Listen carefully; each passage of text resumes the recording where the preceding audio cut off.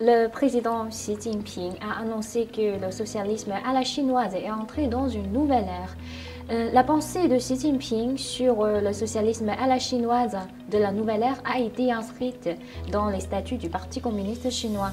Que constatez-vous sur cette pensée et quel est votre point de vue sur cette nouvelle ère? Une question très intéressante. Je préfère peut-être l'aborder sur un angle que beaucoup de gens n'ont pas regardé.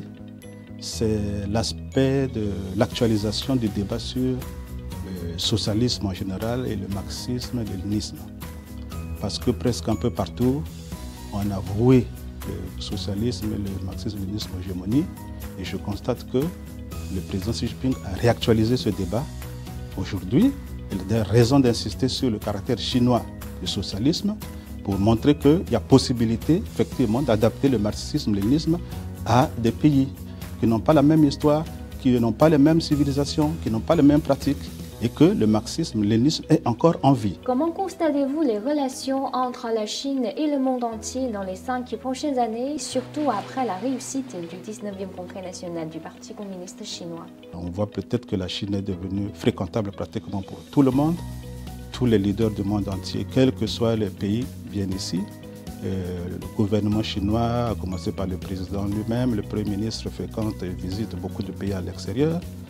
Et vous avez même noté pendant le congrès une grande affluence des journalistes et aussitôt le nombre impressionnant de messages, de félicitations adressés au Parti communiste chinois et en même temps au président Xi Jinping après sa réélection comme secrétaire général.